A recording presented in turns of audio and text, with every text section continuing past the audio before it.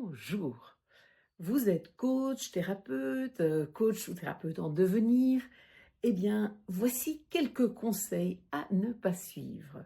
Alors oui, entre phrases toutes faites, bons sentiments, injonctions déguisées, ces conseils-là, ils peuvent sembler au départ pleins de sagesse, mais en réalité, ils risquent de vous mener droit dans le mur. Et je vais vous expliquer pourquoi et surtout comment faire autrement. Donc, si vous êtes en train de vous intéresser au métier de l'accompagnement, ne ratez pas cette vidéo. Je suis Marina Blanchard, je suis psychologue clinicienne et directrice de Virage. Virage est une école qui enseigne le modèle systémique de Palo Alto, qu'on appelle aussi le modèle de la thérapie brève. Sur cette chaîne YouTube, nous essayons de vous partager des explications pour affiner votre pratique. Nous avons des conférences de nos formateurs et puis nous avons aussi des témoignages de nos participants. Voilà, n'hésitez pas à vous abonner si vous ne voulez rien manquer. Ces fameux 7 conseils à ne pas suivre, quels sont-ils? Alors, le premier, sur lequel on va s'arrêter, c'est un conseil lié à l'objectif. Parfois, on nous dit toujours commencer par demander au client ce qu'il veut. Or, ça n'est pas juste. Parce que la première chose, c'est que le client se pose, se dépose. La première chose, ça va être de construire notre relation avec lui. Donc, on va proposer au client de raconter. Qu'est-ce qui vous amène? On va ouvrir, mais pas que voulez-vous, qu'attendez-vous de moi? Ça va venir après. C'est une question très importante, donc elle va devoir venir. Il va falloir qu'on sache où on va, mais ça va être important de prendre le temps de contextualiser, de comprendre où en est la personne, où en est notre patient, notre coaché, avant de lui demander ce qu'elle veut. Alors, en plus du fait que si on saute cette étape, j'ai envie de dire, on rate un peu quelque chose dans la relation. En plus, il ne sait pas forcément ce qu'il veut. Il sait parfois seulement ce qu'il fait souffrir. Il amène une plainte et on va devoir co-construire avec lui l'objectif vers où aller. Et donc, en posant la question, on peut se retrouver à se dire, je sais pas, et donc je vais pas savoir aider mon thérapeute, mon coach, je suis pas un bon patient, entre guillemets, et du coup, on va pas pouvoir travailler et induire le changement que je voudrais. Et donc, ça peut être même paniquant pour lui s'il n'est pas au clair par rapport à ça. Et donc, on va l'aider à arriver à ça. Il va nous amener plusieurs choses, il va nous amener des éléments de sa vie, et puis on va dire, voilà, faut m'expliquer ça, ça. Parmi tout ça, qu'est-ce que vous souhaitez qu'il change? Et à quoi vous verriez que ça peut changer? Donc ça, c'est un peu à quoi je veux en venir après. Mais je voudrais d'abord développer le fait aussi qu'on peut avoir sinon des objectifs qui, quand ils viennent trop vite, qui sont en fait le moyen que la personne elle-même a mis. Je me rappelle d'une patiente qui vient en me disant, voilà, je viens vous voir parce que je manque de confiance en moi, je suis trop timide, etc. Et en fait, en questionnant, je me rends compte que, en fait, ce qu'elle veut, donc elle croit qu'en regagnant de la confiance en elle, elle ne va plus rougir. Et en fait, ce qu'elle veut, c'est gérer autrement le fait de rougir. Et donc, ça n'est pas du tout la même chose que de travailler sur la timidité ou la confiance en soi. C'est quelqu'un qui osait prendre la parole, etc. Mais elle était mal quand elle rougissait. Et donc, le problème, c'était vraiment le rougissement. Mais elle m'amenait un moyen pour changer le fait de rougir. Donc, il faut se méfier de ça. Et donc, ça va être important d'avoir au préalable, alors j'ai mis des jolies flèches, donc je vais aller mettre ma tête ailleurs pour essayer de voir les jolies flèches, de mettre en place, donc ça c'est un peu ce qu'on va mettre à la place, un travail d'exploration, donc qui ouvre justement, qui permet à la personne de se raconter. Et puis, on va vérifier si elle est mobilisable, on va faire ce qu'on appelle vérifier que la personne soit cliente. Dans le modèle de Palo Alto, c'est important. On ne veut pas travailler avec des personnes qui en fait sont pas vraiment demandeuses d'un changement, demandeuses d'un travail, parce qu'on se rend compte que sinon ça va pas avancer et que ça va être décevant pour tout le monde. Et donc pour nous, c'est important de voir si on a effectivement un client. Donc avant de commencer, en fait, pour nous, on part pas d'un client ici. J'ai noté, voilà, un client, demander au client, on va se demander au patient, au coaché, ce qu'il veut tout de suite, ça n'est pas juste. D'abord, on va vérifier qu'il est mobilisable. Et puis, une fois qu'on a compris le problème, qu'on a compris la plainte, j'ai envie de dire, alors on va commencer à travailler sur l'objectif. Qu'est-ce que vous voudriez? Pourquoi est-ce que c'est important pour vous? Et évidemment, on va essayer de le concrétiser le plus possible. Et un des moyens pour le concrétiser, il y en a d'autres, c'est de poser la question qu'on appelle la question miracle, qui va nous dire, mais si un miracle a lieu, la nuit qui vient, la nuit prochaine, imaginons, vous dormez, vous allez vous coucher, etc. Parfois même en hypnose, je les accompagne un peu vers ce moment, sommeil, etc. Et pendant la nuit, un miracle se passe et votre problème disparaît. J'aimerais que vous m'expliquiez, quand vous vous réveillez le matin, vous ouvrez un œil, vous ouvrez l'autre œil, à quel moment vous allez vous rendre compte que ce problème a disparu? Donc pour certains, c'est très vite. Ça peut être dès que je vais me lever, je vais aller prendre une douche, enfin voilà. Et alors que d'habitude, je traîne au lit, j'ai pas envie de bouger, etc. Et puis pour d'autres, ils vont dire seulement vers l'heure de table que je vais m'en rendre compte parce que quand mes collègues vont me proposer d'aller manger avec eux, je vais y aller. Enfin voilà. Donc ça peut être quelque chose de très différent, mais ça nous permet de concrétiser vraiment ce à quoi la personne veut arriver. Quel comportement il veut qu'il change. Et ça, pour nous, c'est vraiment important parce que si on veut aider la personne et l'accompagner sur un changement, au plus on a un objectif concret, au plus on peut l'aider vraiment à l'atteindre. Voilà le premier conseil à ne pas suivre. Alors, un deuxième conseil à ne pas suivre, c'est le fait de vouloir que la personne soit tout le temps bien, que la personne, donc que le patient, le coaché, se sente bien après chaque séance, que quoi qu'il arrive, il se sente zen. Je vais me mettre un peu dans le zen, tiens, c'est pas mal. Et donc, c'est tentant, évidemment. Et je me rappelle que j'ai eu le cas avec une patiente où voilà, ça se passait bien, etc. Mais à un moment donné, moi j'avais l'impression qu'il n'y avait aucun changement, en fait. Mais je me rendais compte que cette femme, elle était fragile. Et donc, pour la protéger, quelque part, j'essayais de lui éviter l'inconfort du changement. Or, en fait, le changement, quoi qu'on fasse, est inconfortable à un moment donné. Parce que de toute manière, il va y avoir une prise de conscience, soit une croyance. Alors je me rappelle aussi d'un patient qui venait en me disant, moi, le divorce n'existe pas, alors que sa femme voulait divorcer. Donc, il a beaucoup pleuré, parce qu'en fait, il a dû faire le deuil d'un concept de son mariage, de son couple qui avait duré toujours. Et donc, c'est vraiment important parce que on va confronter les gens à un comportement qui n'est pas efficace, qui ne fonctionne pas, qui vont devoir lâcher. Donc, il y aura des moments pas confortables parce que changer de réaction face à son fils, c'est pas toujours confortable. Même si on souffre de la situation actuelle, ça peut être compliqué de se dire qu'on doit mettre autre chose en place.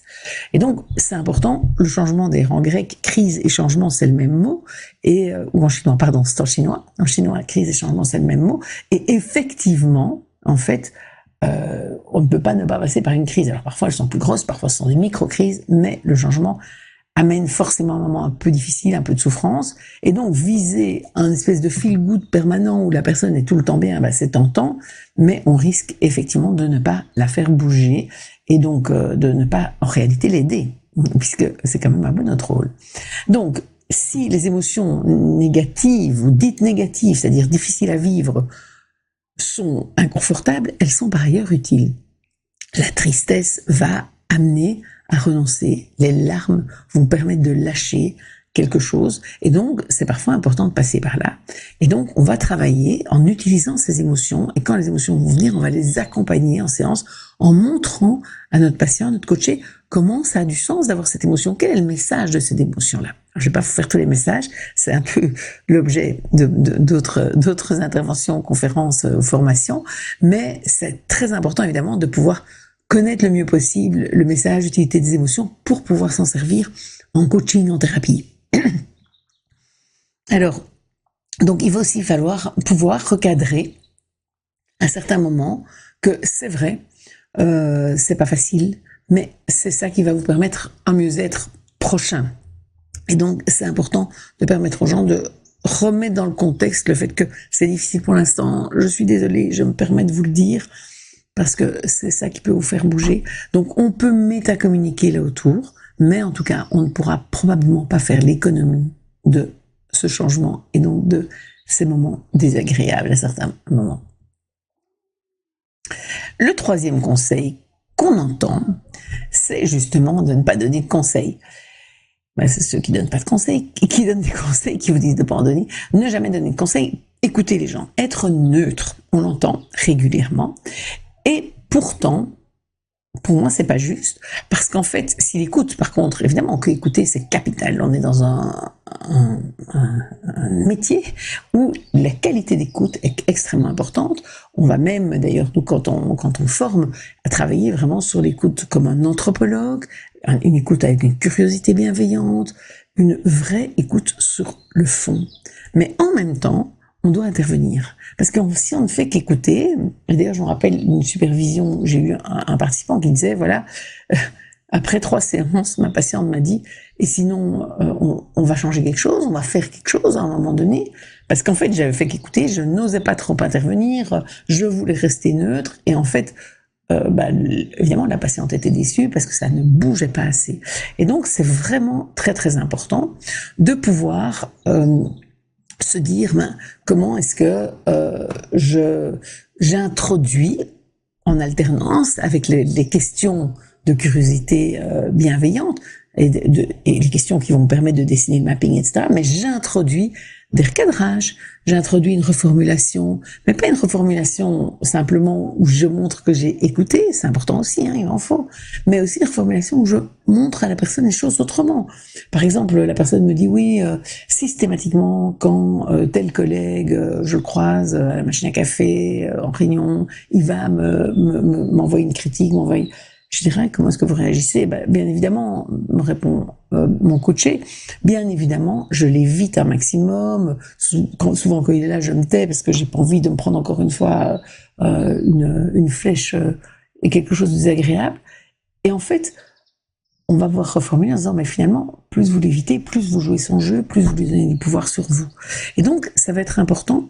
On peut reformuler les choses, non pas dans le même sens que cette personne qui dit, si on formulait comme elle, on dirait, oui, évidemment, plus il est désagréable avec vous, plus vous l'évitez, c'est logique. Mais c'est important de dire, mais le problème, c'est que plus vous l'évitez, et plus vous lui permettez de continuer ce jeu-là, plus vous lui donnez du pouvoir, plus c'est lui qui gagne. Et donc, c'est vraiment important pour nous de ne pas rester passif, mais d'aider le client à sortir de ces cercles vicieux pour trouver des leviers de changement. Donc, on va alterner les moments d'écoute et les interventions, des reformulations, des recadrages, comme j'ai dit, qui font bouger la vision du monde, et puis des tâches, évidemment, qu'on va donner entre les séances pour permettre à nos patients de vivre une expérience émotionnelle. Donc, quelque part, on assume qu'on influence. C'est une phrase d'Erickson qui disait « on ne peut pas ne pas influencer ». Donc, assumons-le. Et en fait, dans notre approche, dans le modèle de Palo Alto, dans cette approche systémique, on intervient exactement comme ça. On assume notre influence. On n'est pas neutre. Un quatrième conseil, c'est le fait d'aller comprendre le passé pour comprendre le problème. Aller creuser dans le passé pour essayer de découvrir le problème, de mieux comprendre, etc. Avec cette croyance derrière que le fait de comprendre va générer du changement. Alors, c'est pas faux. En comprenant certaines choses, bien évidemment, on peut changer. Mais pour nous, c'est plus intéressant d'aller viser immédiatement le changement que de passer par un travail sur le passé qui prend du temps et qui n'est pas toujours efficace. Pourquoi? Parce que en se concentrant sur la dynamique actuelle, on va essayer de comprendre comment la personne, sans le vouloir, maintient le problème. Et en fait, c'est beaucoup plus facile, évidemment, de changer aujourd'hui que de changer hier. Vous comprendrez bien que si je viens avec, je viens voir parce que j'ai des crises d'angoisse, une anxiété générale, etc., parce que j'ai eu un père ultra autoritaire, on ne changera pas le père autoritaire. Ça, malheureusement, ce sont des faits. Et donc, il y a même un risque de renforcer, quelque part, les bonnes raisons d'aller mal. Puisque j'ai vécu avec ce père, je suis condamnée à être anxieuse toute ma vie. Alors que si on peut questionner autrement, en disant, mais au fond, quand vous avez vos crises d'angoisse, vous réagissez comment? Qu'est-ce que vous faites? J'essaie de respirer, j'essaie de me poser, j'essaie de me calmer. Ok. Et en fait, je me demande si le fait de lutter contre la crise d'angoisse, le fait de vouloir vous calmer à tout prix, n'est pas quelque chose qui nourrit justement l'angoisse, qui lui donne plus de pouvoir sur vous. Et donc, est-ce que ça vous intéresserait qu'on travaille sur gérer autrement vos crises d'angoisse? Et donc, plutôt qu'aller chercher les causes du problème, et d'ailleurs, si on va dans l'épistémologie, que je ne vais pas vous refaire complètement de notre modèle de Palo Alto, on va aller voir qu'il y a dans les théories des systèmes, parce que l'épistémologie est très scientifique, puisque c'est basé sur la cybernétique, la théorie des systèmes. La théorie des systèmes met en avant l'équifinalité, le fait que deux causes différentes peuvent générer la même conséquence, ou deux causes semblables peuvent avoir des conséquences différentes. Et donc, on va se dire que ça n'est pas intéressant finalement d'aller chercher la cause dans le passé, mais plutôt d'aller dans la circularité dans l'interaction, voir ce qui aujourd'hui maintient le problème pour empêcher que ça continue. Donc, on va chercher, nous, les séquences comportementales. On va vraiment demander à la personne des exemples aujourd'hui. Vos crises d'angoisse, vous pouvez me raconter la dernière fois que vous l'avez eu. Expliquez-moi comment ça se produit, comment vous réagissez, que faites-vous, comment cela fonctionne-t-il. Et là, on va dessiner avec le mapping virage dessiner des interactions pour pouvoir repérer rapidement où intervenir, que faire. Alors, le 5e conseil à ne pas suivre, c'est de se dire que si un patient, un coaché résiste, c'est qu'il n'est pas prêt à changer. Alors ça, on n'est pas du tout d'accord. Pourquoi ? Parce que en fait, la résistance, la résistance, c'est en fait une réaction naturelle de protection. Je l'ai dit déjà tout à l'heure, le changement est souvent inconfortable. Et comme il est inconfortable, l'être humain, qu'est-ce qu'il fait ? Il va le freiner. Et donc, évidemment, même quand on n'est pas bien, en fait, parfois on a du mal à mettre en place d'autres choses parce que c'est difficile de faire autrement, de sortir de nos chemins un peu tout tracés, de nos réflexes.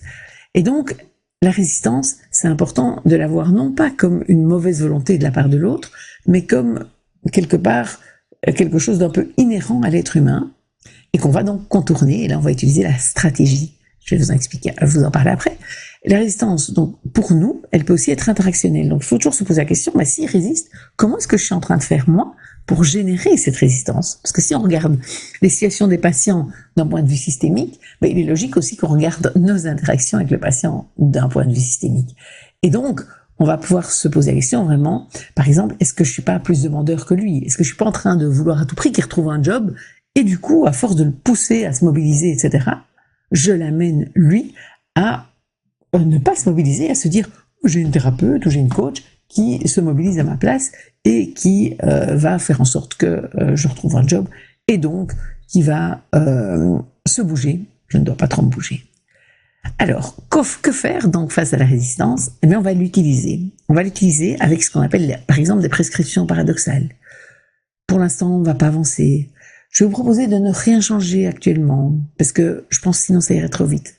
Je peux vous dire, et là vraiment d'expérience, ça fait plus de 20 ans que je consulte, que ça fait bouger les gens. Et c'est même assez intéressant et agréable à vivre à l'intérieur quand on se rend compte qu'on freine et qu'on sent que l'autre, du coup, se mobilise. Du coup, dit non, mais il faut quand même que ça change. Non, mais ça, je pourrais quand même le changer.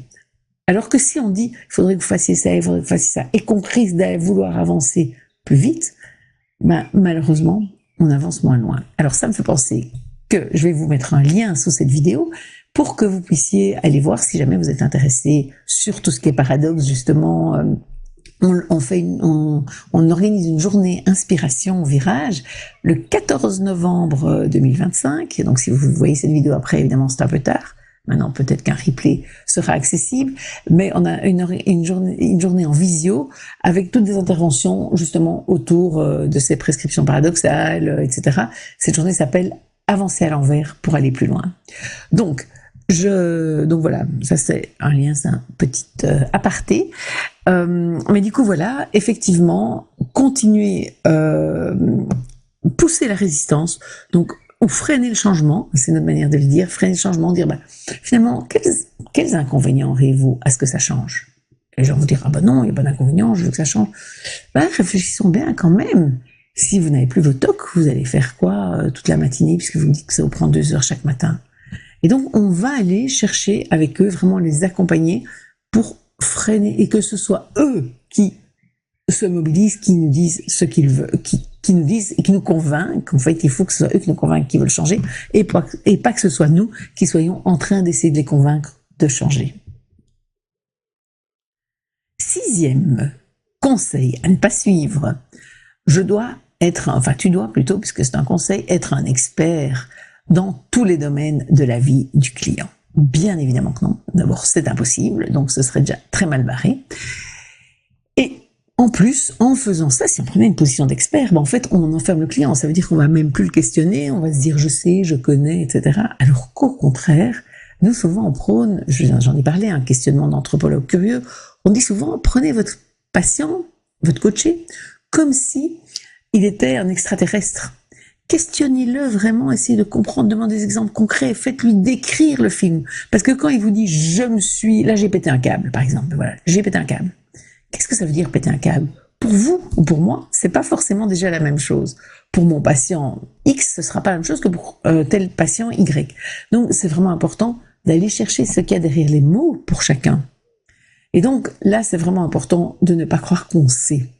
et de se mettre en position basse et de se dire, voilà, l'expertise dans notre métier, c'est plus de poser les bonnes questions pour faire réfléchir les gens plutôt que de connaître toutes les réponses. Parce que sinon, on ne laisse pas la place à notre patient, à notre client.